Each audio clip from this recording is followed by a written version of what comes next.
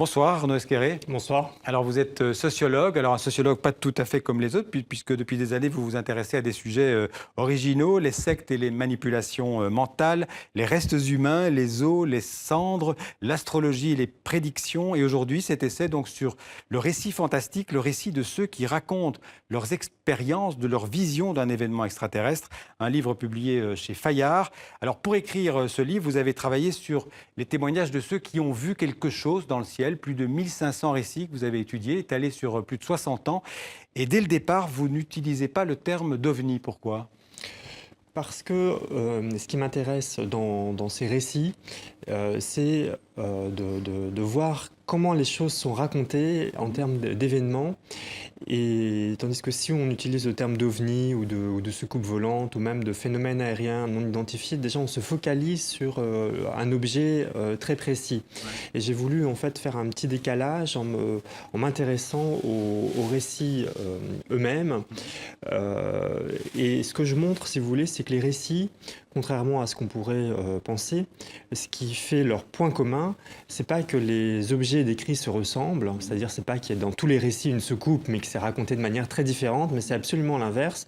C'est-à-dire que la structure des récits se ressemble, mais par contre la chose décrite diffère. Alors on va en parler tout de suite, mais toutes ces histoires qui sont racontées, donc le sont le plus souvent à la gendarmerie d'abord, ensuite elles sont rassemblées au CNES, le Centre national d'études spatiales, et depuis 1977 au GEPAN, qui est le groupement d'études et d'informations sur les phénomènes aériens non identifiés.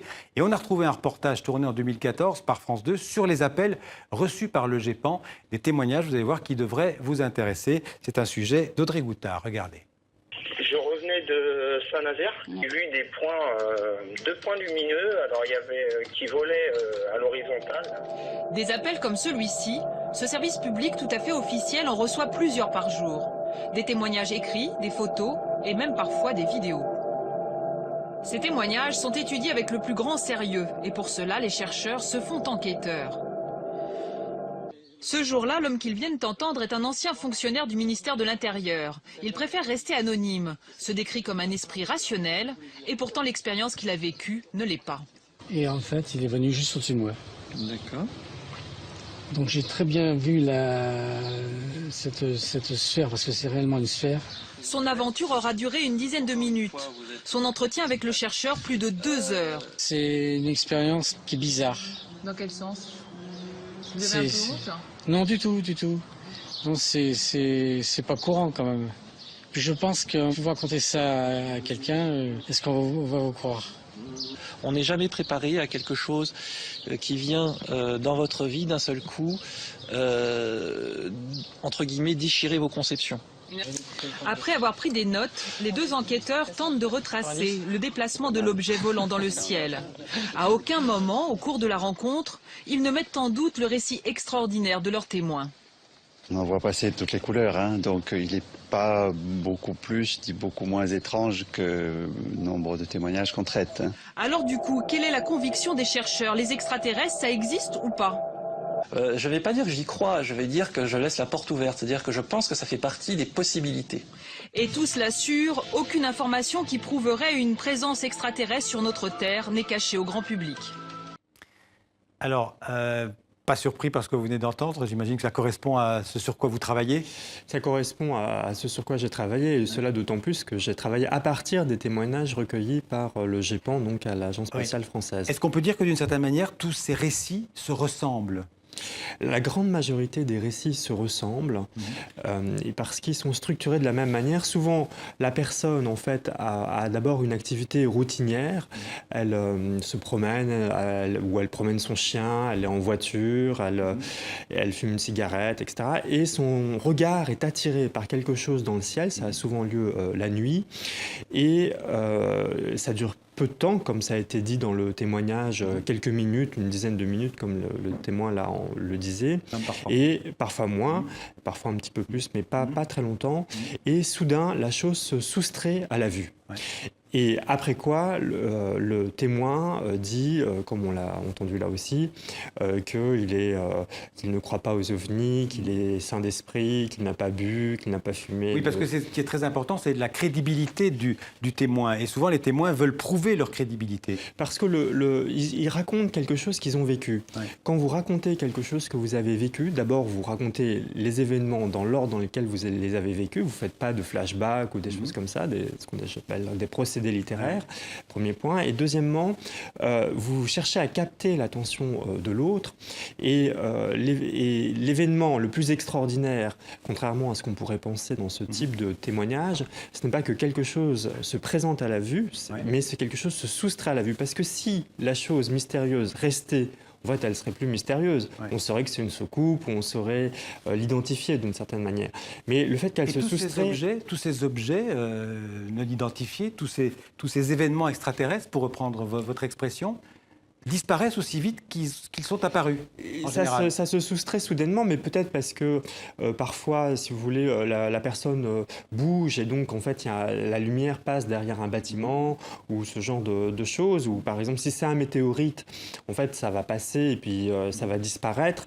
Donc la soustraction soudaine à la vue, en fait, ouvre une énigme. Et ce que vous dites, c'est que ce sont des récits que vous qualifiez de directs et ça n'a rien à voir, vous dites, avec un récit littéraire ou avec de la science-fiction. C'est-à-dire qu'au fond, si vous voulez, on a tendance à rapprocher ce type de récits des récits de science-fiction, comme des séries de science-fiction ou les romans de science-fiction. Et au fond, si vous voulez, ce sont des problèmes très différents. Ça, c'est beaucoup plus proche du fantastique, parce que dans le fantastique, ça ouvre sur une incertitude, on ne sait pas ce qu'on a vu. Il faut qualifier la chose un peu mystérieuse qui a été faite. Tandis que dans la science-fiction, très souvent, en réalité, quand il y a des extraterrestres, ils sont présents. Et donc la question qui se pose, c'est quelle est l'intention des extraterrestres. Ce n'est pas le cas en fait de la plupart des récits dont il est ici question.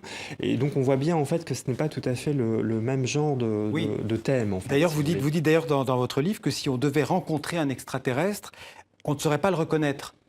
On ne saurait pas le reconnaître ou savoir ses intentions. Non, on ne saurait pas quelles sont ses intentions, plus exactement. Qui est le grand problème un des grands problèmes de la science-fiction, c'est de savoir est-ce que les intentions des extraterrestres sont positives ou négatives, bienveillantes ou malveillantes. Ils sont d'ailleurs malveillants. Elles sont souvent, c'est-à-dire quand elles sont bienveillantes, au final, c'est joué sur une sorte de mélo, et quand elles sont malveillantes, l'humanité finit par triompher de ces extraterrestres malveillants.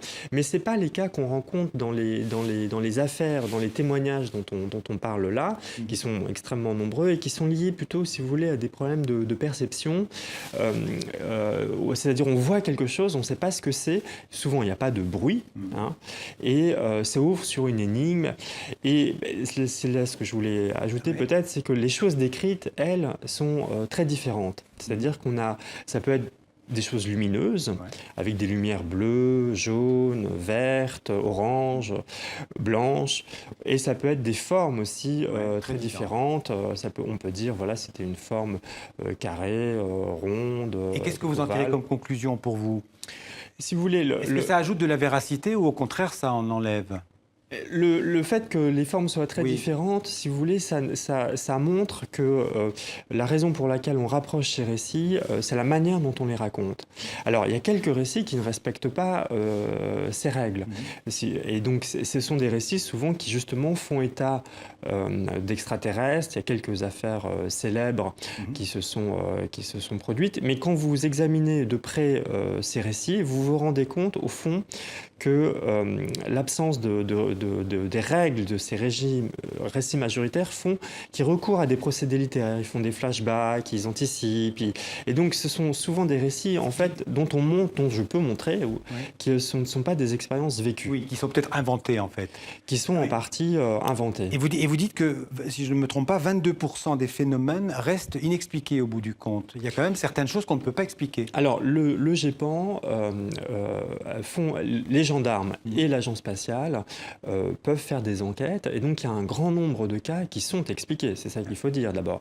Qui sont expliqués par des phénomènes, ou bien ça peut être un météorite, ou bien quelque chose qui est très connu maintenant, qui s'appelle les lanternes thaïlandaises, qui se sont beaucoup répandues depuis 10-15 ans en France. C'est des points lumineux jaune-orangé qu'on voit dans le ciel et dont on a l'impression comme ils se déplacent de manière linéaire. Ça, c'est un phénomène électromagnétique? Non, pas du Non. tout. C'est des lanternes thaïlandaises. C'est ces lanternes, c'est ces lumières en d'accord. fait pour des fêtes, si vous Pour un voulez. anniversaire, pour une fête, voilà. Absolument, Ouais. qu'on laisse s'échapper. Et quelqu'un qui n'est pas habitué voit tout d'un coup 3 points lumineux orangés dans le ciel et a l'impression en fait que ce sont les feux d'un vaisseau Donc spatial. le plus souvent, ce sont des illusions aussi.